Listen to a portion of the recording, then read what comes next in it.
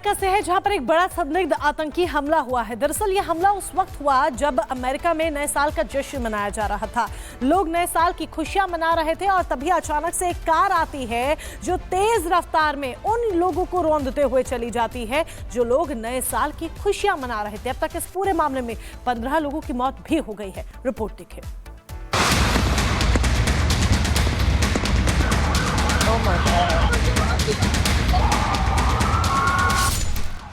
अफरा तफरी का माहौल और गोलियों की तड़तड़ाहट। गाड़ी की टक्कर के बाद सड़क पर पड़ा युवक। पुलिस की गाड़ियों का सायरन और ये बैरिकेडिंग।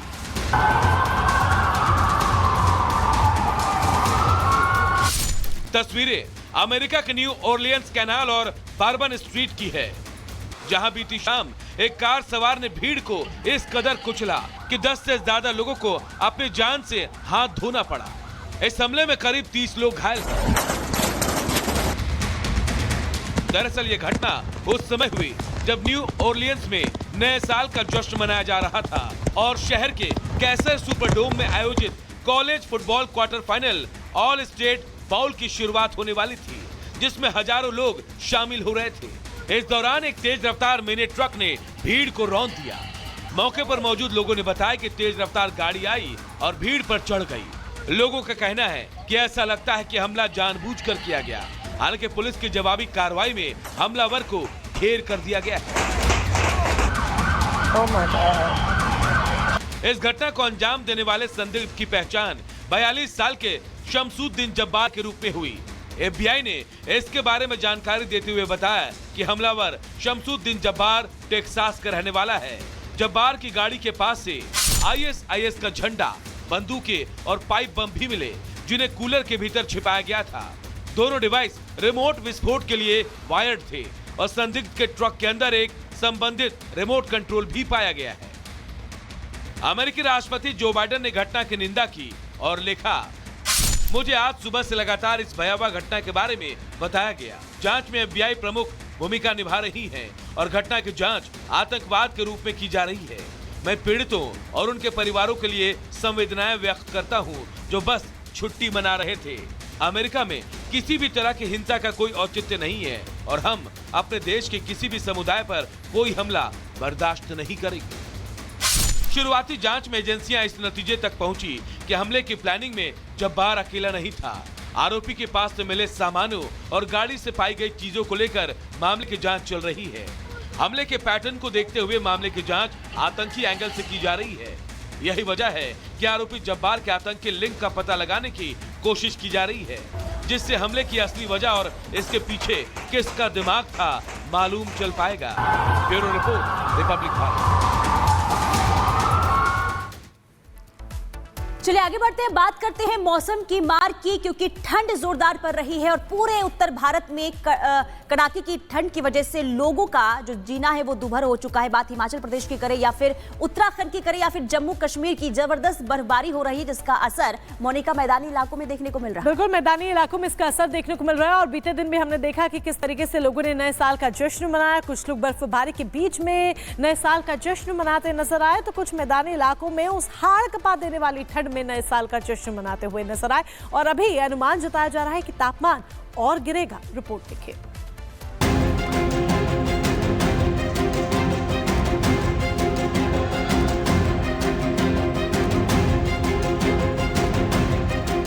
पहाड़ से मैदान तक सर्दी का सितम, कहीं कड़ाके की ठंड तो कहीं भारी बर्फबारी। पर्यटकों का जश्न पड़ा उन पर ही भारी। और गिरेगा पारा, कर लीजिए बचने की तैयारी। पहाड़ों पर हो रही जबरदस्त बर्फबारी का असर अब मैदानी इलाकों में दिख रहा है। शीतलहर के साथ गलन वाली ठंड लोगों की हड्डियां गला रही है। आने वाले दिनों में ये ठंड और बढ़ने वाली है, लेकिन इस कड़कड़ाती ठंड के बीच भी नए साल का जश्न फीका नहीं पड़ा। मैदान तो मैदान, पहाड़ों पर हो रही बर्फबारी के बीच भी लोगों ने जमकर जश्न मनाया। सबसे पहले बात हिमाचल के कुल्लू मनाली की, जहां स्नोफॉल के बीच टूरिस्ट नए साल का जश्न मनाते नजर आए। लोग यहाँ पूरे जोश के साथ जश्न मनाते दिखे। ड्रोन से ली गई तस्वीरें बेहद खूबसूरत हैं।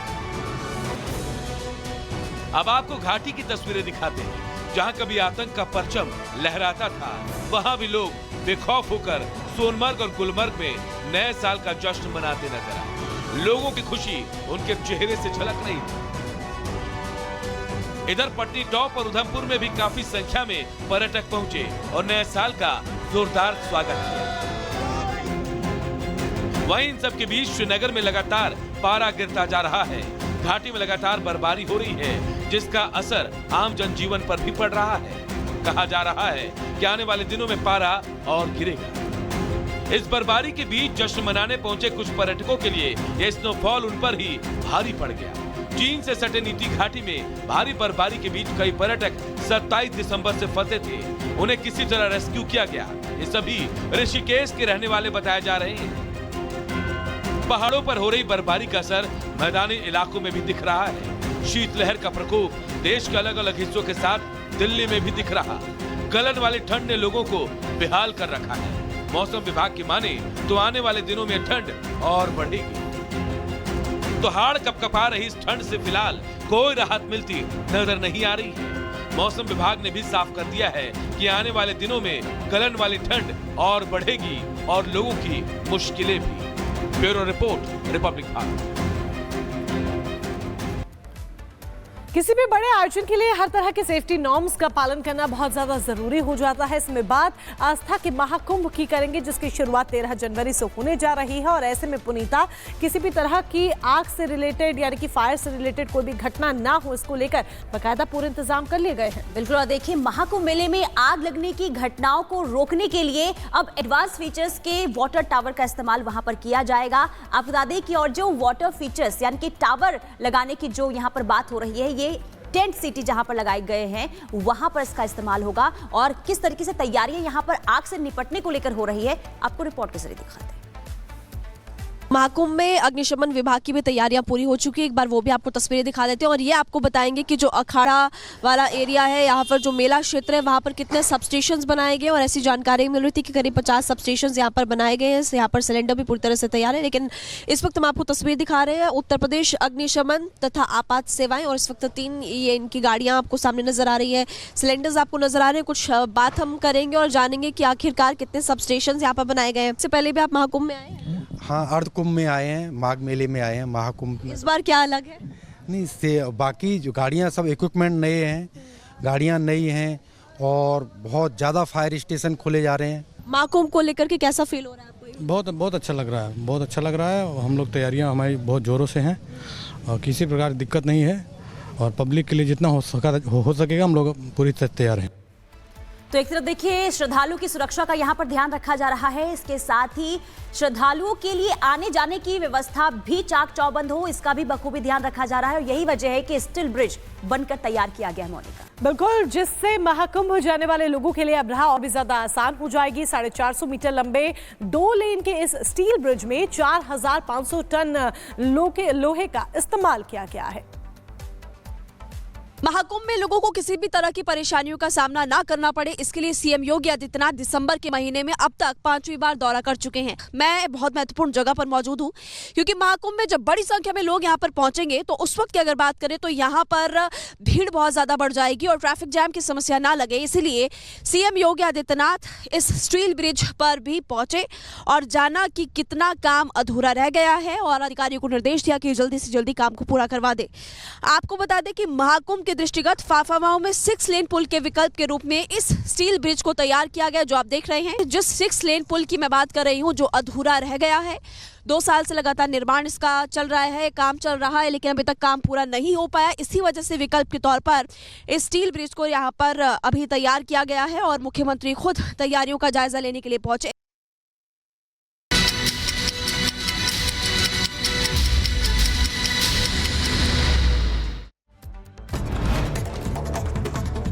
अमेरिका के न्यू ऑरलाइंस में टेररिस्ट अटैक, 10 लोगों की मौत, 30 से ज्यादा लोग घायल हो गए। हमलावर ने लोगों को गाड़ी से कुचला, भागते हुए की फायरिंग और पुलिस ने हमलावर को मार गिराया।